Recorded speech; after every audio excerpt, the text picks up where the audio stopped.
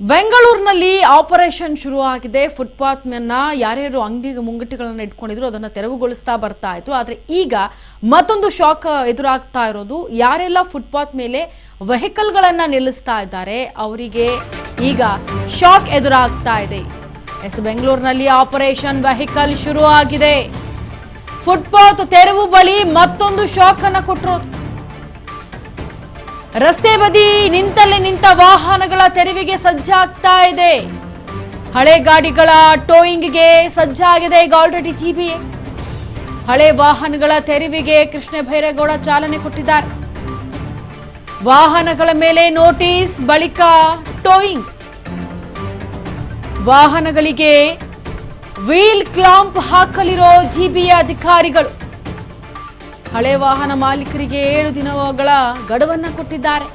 ಬೆಂಗಳೂರಿನಲ್ಲಿ ಈಗ ಏನು ಫುಟ್ಪಾತ್ ಮೇಲೆ ಒತ್ತುವರಿ ಮಾಡ್ಕೊಂಡಿದ್ದಾರೆ ಅಂತೇಳಿ ಅಂಗಡಿ ಮುಂಗಟ್ಟುಗಳನ್ನ ಎತ್ತಂಗಡಿ ಮಾಡ್ತಾ ಇದ್ರು. ಈಗ ಅದಕ್ಕೆ ಸಂಬಂಧಪಟ್ಟಂತೆ ಅದಾಗ್ತಾ ಇದ್ದಂತೆ, ಅಂದ್ರೆ ಅದನ್ನು ಕೂಡ ಕಾರ್ಯರೂಪಕ್ಕೆ ತಂದು ಅದನ್ನ ಮಾಡ್ತಾ ಇದ್ದಂತೆ, ಡೆಮಾಲಿಷ್ ಮಾಡ್ತಾ ಇದ್ದಂತೆ ಈಗ ಮತ್ತೊಂದು ಶಾಕ್ ಅಂತಂದ್ರೆ ಅದೇ ಫುಟ್ಪಾತ್ ಮೇಲೆ ವೆಹಿಕಲ್ ನಿಲ್ಲಿಸಿರೋದನ್ನ ತೆರವುಗೊಳಿಸೋದು.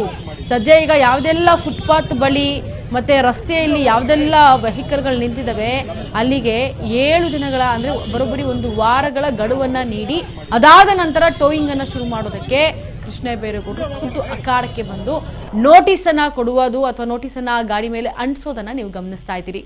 ಖುದ್ದಾಗಿ ಕೃಷ್ಣ ಬೈರೇಗೌಡರೇ ಬಂದು ಈಗ ಈ ಒಂದು ತೆರವು ಕಾರ್ಯಾಚರಣೆಗೆ ನಾಂದಿ ಹಾಡಿದ್ದಾರೆ. ಮತ್ತೊಂದು ಶಾಕ್ ಇದು. ರಸ್ತೆ ಬದಿ ನಿಂತಲೇ ನಿಂತಹ ವಾಹನಗಳಿಗೆ ನೋಟಿಸ್ ಅನ್ನ ಅಂಟಿಸ್ತಾ ಇದ್ದಾರೆ. ಜೊತೆಗೆ ಫುಟ್ಪಾತ್ ಮೇಲೆ ಯಾರಾದ್ರೂ ಗಾಡಿಗಳನ್ನ ನಿಲ್ಲಿಸಿದ್ರು ಕೂಡ ಅವ್ರಿಗೂ ಕೂಡ ನೋಟಿಸ್ ಸಿಗುತ್ತೆ. ತೆರವು ಕಾರ್ಯಕ್ಕೆ 15 ದಿನದ ಹಿಂದೆಯ ಮನವಿಯನ್ನ ಮಾಡಿದ್ವಿ ನಾವು. ಬೆಂಗಳೂರಿನಲ್ಲಿ ಸಚಿವ ಕೃಷ್ಣ ಬೈರೇಗೌಡ ಹೇಳಿಕೆಯನ್ನ ಕೊಟ್ಟರು. ಆದ್ರೂ ಪಾರ್ಕ್ ಮಾಡಿರೋದ್ರಿಂದ ಜನರಿಗೆ ತೊಂದರೆ ಆಗ್ತಾ ಇದೆ. ಈ ರೀತಿ ವಾಹನಗಳು ತಿಂಗಳುಗಟ್ಟಲೆ ಇಲ್ಲೇ ಬಿಟ್ಟು ಹೋಗ್ತಾರೆ. ಸಾರ್ವಜನಿಕ ಸ್ಥಳವನ್ನ ಅತಿಕ್ರಮಣ ಕಾನೂನು ಉಲ್ಲಂಘನೆ ಇದು. ವೆಹಿಕಲ್ ರಸ್ತೆ ಬದಿಯಲ್ಲಿ ಬಿಟ್ಟಿರೋದನ್ನ ಗುರುತು ಮಾಡಿದ್ದಾರೆ ಈಗ ಆಲ್ರೆಡಿ ಜಿಬಿಎ ಅಧಿಕಾರಿಗಳು. ಸದ್ಯ ವಾಹನಕ್ಕೆ 1 ವಾರದ ನೋಟಿಸ್ ಅನ್ನ ಅಂಟಿಸ್ತೇವೆ ನಾವು. ಅದಾದ ನಂತರ ನೋಟಿಸ್ ಅಂಟಿಸಿ 1 ವಾರ ಆದ್ಮೇಲೆ ನಾವು ಟೋಯಿಂಗ್ ಮಾಡ್ತೀವಿ ಅಂತ ಕೃಷ್ಣ ಬೈರೇಗೌಡರು ಹೇಳಿದ್ದಾರೆ. ಅಥವಾ ಪಾರ್ಕಿಂಗ್ ಜಾಗಗಳಲ್ಲಿ ಯಾರು ತಮ್ಮ ಸ್ವಂತ ವಾಹನಗಳನ್ನ ಬಿಟ್ಬಿಟ್ಟಿದ್ದಾರೆ, ಅಂದ್ರೆ ಬೀಡಾಡಿ ವಾಹನಗಳು, ಅಬಂಡೆಂಟ್ ವೆಹಿಕಲ್ಸ್, ಇವುಗಳನ್ನ ತೆರವು ಮಾಡಬೇಕು ಅಂತ ನಾನು 15 ದಿನಗಳ ಹಿಂದೆನೆ ಜನಗಳಿಗೆ ಮನವಿ ಮಾಡಿದ್ದೆ ಮತ್ತು ಎಚ್ಚರಿಕೆಯನ್ನು ಕೂಡ ಕೊಟ್ಟಿದ್ದೆ. ಆದರೂ ಜನ ಅವರ ಗಾಡಿಗಳನ್ನ ರಸ್ತೆಗಳಲ್ಲಿ, ಫುಟ್ಪಾತ್ಗಳಲ್ಲಿ ಎಲ್ಲಂದ್ರೆ ಅಲ್ಲೇ ಬಿಟ್ಟು ಇದರಿಂದ ಸಾರ್ವಜನಿಕರು ಓಡಾಡೋದಕ್ಕೂ ತೊಂದರೆ ಮಾಡ್ತಾ ಇದ್ದಾರೆ. ಅಷ್ಟೇ ಅಲ್ಲ, ಜನಗಳಿಗೆ ಸೇರಿದ ಜಾಗವನ್ನ ಅವರು ಅತಿಕ್ರಮಣ ಮಾಡ್ಕೊಂಡಿದ್ದಾರೆ ಸ್ವಂತಕ್ಕೆ. ಮತ್ತೆ ಈ ವಾಹನಗಳು ನಾವು ಇದು ತಿಂಗಳುಗಟ್ಟಲೆ ಇಲ್ಲೇ ಬಿಟ್ಟು ಹೋಗಿರ್ತಾರೆ, ಯಾರಿಗೆ ಸೇರಿತು ಅಂತ ಗೊತ್ತಿಲ್ಲ. ಇದರಿಂದ ಬೆಂಗಳೂರಿಗೆ ಜನಕ್ಕೆ ಓಡಾಡೋದಕ್ಕೂ ಕಷ್ಟ. ಮತ್ತೆ ಸಾರ್ವಜನಿಕರಿಗೆ ಸೇರಿದ ಜಾಗ ಅವರು ಸ್ವಂತಕ್ಕೆ ಅತಿಕ್ರಮಣ ಮಾಡಿಕೊಳ್ಳೋದು ಕೂಡ ಕಾನೂನು ಉಲ್ಲಂಘನೆ.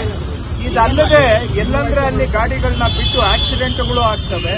ಆಮೇಲೆ ನೋಡೋದಕ್ಕೂ ಕೂಡ ಬೆಂಗಳೂರು ಅಸಹ್ಯವಾಗಿ ಕಾಣಲಿಕ್ಕೆ ಇದು ಒಂದು ಕಾರಣ.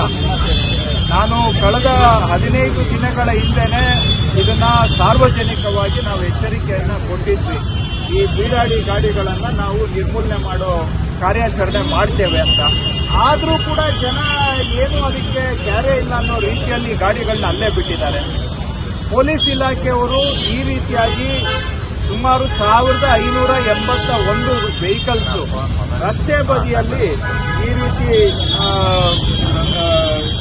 ಬಿಟ್ಟಿರುವಂತಹದನ್ನ ಅವರು ಈಗಾಗಲೇ ಗುರುತಿಸಿದ್ದಾರೆ. ಅದು ಸಂಪೂರ್ಣ ಪಟ್ಟಿ ಅಂತ ನಾನು ಹೇಳಲಿಕ್ಕೆ ಹೋಗೋದಲ್ಲ, ಬಹುಶಃ ಅದರ ಸಂಖ್ಯೆ ಇನ್ನೂ ಹೆಚ್ಚಿಗೆ ಇದೆ. ಅಂತ ಗುರುತಿಸಿರುವಂತಹ ವೆಹಿಕಲ್ಸ್ ಈಗ ಇವತ್ತಿಂದ ನಾವು ಅದಕ್ಕೆ 1 ವಾರದ ನೋಟಿಸ್ ಅನ್ನ ಅಂಟಿಸ್ತಾ ಇದ್ದೇವೆ. 1 ವಾರದ ನೋಟಿಸ್ ಅಂಟಿಸ್ತಾ ಇದ್ದೇವೆ. ಜಂಟಿ ಕಾರ್ಯಾಚರಣೆ ಜಿಬಿಎ, ಕಾರ್ಪೊರೇಷನ್ಸ್ ಹಾಗೂ ಪೊಲೀಸ್ ಇಲಾಖೆ ಈ ನೋಟಿಸ್ ಅನ್ನ ಅಂಟಿಸಿ 1 ವಾರ ಅವರಿಗೆ ಸಮಯಾವಕಾಶ ಇರುತ್ತೆ. ಬಂದು ಬಹುಶಃ ನಾವೊಂದು 500,000 ರೂಪಾಯಿ ಅಷ್ಟೇ ಅದಕ್ಕೆ ಸದ್ಯಕ್ಕೆ ಪೆನಾಲ್ಟಿ ಇದೆ. ಅಷ್ಟು ಪೆನಲ್ಟಿ ಕಟ್ಟಿಬಿಟ್ಟು ಅವರು ಬೇಕಾದ್ರೆ ಆ ಗಾಡಿಯನ್ನ ಎತ್ಕೊಂಡು ಹೋಗ್ಬೋದು ಒಂದು ವಾರದವರೆಗೆ. ಒಂದು ವಾರದಲ್ಲಿ ಅವರು ಗಾಡಿ ತಗೊಳ್ಳಿಲ್ಲ ಅಂತ ಹೇಳಿದ್ರೆ ನಾವು ಅದನ್ನ ಇಲ್ಲಿಂದ ಟೋಯಿಂಗ್ ಮಾಡಬೇಕಾಗುತ್ತೆ. ಟೋಯಿಂಗ್ ಮಾಡಿದ್ಮೇಲೆ ಅದಾದ ನಂತರನೂ ಕೂಡ ಅವರಿಗೆ ಸಮಯ ಇರುತ್ತೆ, ಬಂದು ಅವರು ಟೋಯಿಂಗ್ ಚಾರ್ಜಸ್ ಪೆನಲ್ಟಿ ಕಟ್ಬಿಟ್ಟು ಗಾಡಿಯನ್ನ ತಗೊಳ್ಬಹುದು. ಇಲ್ಲ ಅಂತ ಹೇಳಿದ್ರೆ ಟೋಯಿಂಗ್ ಮಾಡಿದ್ಮೇಲೆ ನಾವು ಅದನ್ನ ಪೇಪರ್ ಅಲ್ಲಿ ಒಂದು ನೋಟಿಸ್ ಕೊಟ್ಟು 15 ದಿನ ಕಾದು ಆ ನಂತರ ಅವುಗಳನ್ನ ಆಕ್ಷನ್ ಮಾಡ್ತೇವೆ. ಸದ್ಯ ಬೆಂಗಳೂರಿನಲ್ಲಿ ಸಚಿವ ಕೃಷ್ಣ ಬೈರೇಗೌಡರು ಅಖಾಡಕ್ಕಿಳಿದು ತಾವೇ ಖುದ್ದಾಗಿ ನೋಟಿಸನ್ನು ಅಂಟಿಸ್ತಾ ಇದ್ದಾರೆ. ನಿಂತಲ್ಲೇ ನಿಂತುಬಿಟ್ಟಿದ್ದಾವೆ ಫುಟ್ಪಾತ್ ಅಕ್ಕಪಕ್ಕ ವಾಹನಗಳು. ಹಾಗಾಗಿ ಒಂದು ತಿಂಗಳಾದರೂ ಇಲ್ಲಿ ಹಾಕ್ಬಿಟ್ಟು ಹೋಗ್ಬಿಟ್ಟಿರ್ತಾರೆ, ಜನರಿಗೆ ತುಂಬ ತೊಂದರೆ ಆಗ್ತಾ ಇದೆ. ಹಾಗಾಗಿ 1 ವಾರ ಗಡುವನ್ನು ಕೊಟ್ಟು ನೋಟಿಸನ್ನು ಅಂಟಿಸಿ 1 ವಾರದ ನಂತರವೂ ಅವರು ಬಂದು ಅದನ್ನು ತೆರವುಗೊಳಿಸಿಲ್ಲ ಅಂತಂದರೆ ನಾವು ಟೋಯಿಂಗ್ ಅನ್ನು ಶುರು ಮಾಡ್ತೇವೆ ಅಂತ ಹೇಳಿ ಈಗ ನೋಟಿಸ್ ಅಂಟಿಸುವ ಮುಖಾಂತರ ಈ ಒಂದು ಚಾಲನೆಗೆ ನಾಂದಿಯನ್ನು ಹಾಡಿರೋದು ಕೃಷ್ಣ ಬೈರೇಗೌಡರು. ಅದ್ರ ಬಗ್ಗೆ ಮತ್ತಷ್ಟು ಮಾಹಿತಿಯನ್ನ ಕೊಡ್ತಾರೆ ನಮ್ಮ ಪ್ರತಿನಿಧಿ ವಿನುತಾ. ನೇರವಾಗಿ ಸಂಪರ್ಕದಲ್ಲಿ ಈಗ ಬರ್ತಾ ಇದ್ದಾರೆ. ಎಸ್ ವಿನುತಾ, ಈಗ ತುಕ್ಕಿ ಹಿಡಿದ ಏನು ಇವಾಗ ತುಕ್ಕಿ ಹಿಡಿದ ರೀತಿಯಲ್ಲಿ ಕಾರ್ಗಳು ನಿಂತಿದ್ದಾವೆ, ಅವನ್ನ ನಿಂತ ಜಾಗದಲ್ಲೇ ನಿಂತಿದ್ದಾವೆ, ಹಲವಾರು ತಿಂಗಳುಗಳಿಂದಾನೇ ಅಲ್ಲಿದ್ದಾವೆ. ಹಾಗಾಗಿ ಈಗ ಕೃಷ್ಣ ಬೈರೇಗೌಡರು 1 ವಾರದ ನೋಟಿಸನ್ನು ಅಂಟಿಸ್ತಾ ಇದ್ದಾರೆ. ಏನಿದು ಪ್ರೊಸೀಜರ್ ಏನಿದೆ, ಹೇಗಿದೆ, ಮತ್ತಷ್ಟು ಅಪ್ಡೇಟ್ ಕೊಡಿ.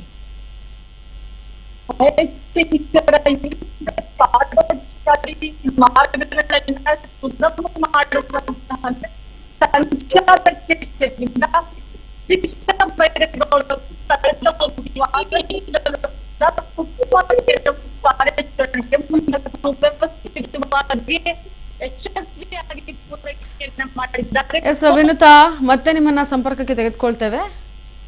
ಎಸ್ ನೋಡಿ, ಸದ್ಯ ಈ ಒಂದು ಪಾರ್ಕ್ ಸಂಬಂಧಪಟ್ಟಂತೆ ಏನು ಅಕ್ಕಪಕ್ಕ ನಿಲ್ಲಿಸಿರ್ತಾರೆ ಪಾರ್ಕ್ಗಳ ಹತ್ರ, ಜೊತೆಗೆ ಫುಟ್ಪಾತ್ ಅಕ್ಕಪಕ್ಕ ಏನು ನಿಲ್ಲಿಸಿರ್ತಾರೆ ಅಲ್ಲೆಲ್ಲವೂ ಕೂಡ ನಿಂತು ಹೋಗ್ಬಿಟ್ಟಿದೆ. ಸಾರ್ವಜನಿಕರು ಕೂಡ ತೊಂದರೆ ಆಗ್ತಾ ಇದೆ. ಗಾಡಿಗಳು, ವಾಹನಗಳು ಎಷ್ಟೊಂದು ಕ್ಯೂ ನಿಂತಿರ್ತವೆ. ಅಂತಹ ವಾಹನಗಳಿಗೆ ಈಗ ನೋಟಿಸನ್ನು ಅಂಟಿಸ್ತಾ ಇದ್ದಾರೆ. ಫುಟ್ಪಾತ್ ಅಕ್ಕಪಕ್ಕ ಯಾರೆಲ್ಲ ವಾಹನಗಳನ್ನ ಹಾಕೊಂಡಿದ್ದಾರೆ ಅಂತಹ ವಾಹನಗಳಿಗೆ ನೋಟಿಸನ್ನು ಅಂಟಿಸಿ 1 ವಾರ ಗಡುವನ್ನು ನೀಡಿ ಅದಾದ ನಂತರ ಟೋಯಿಂಗನ್ನು ಶುರು ಮಾಡ್ತಾರೆ. ಸೊ ಹಾಗಾಗಿ ಎಲ್ಲರೂ ಕೂಡ ಎಚ್ಚೆತ್ತುಕೊಂಡು ತಮ್ಮ ವಾಹನಗಳನ್ನು ಉಳಿಸ್ಕೊಳ್ಬೇಕಾಗತ್ತೆ.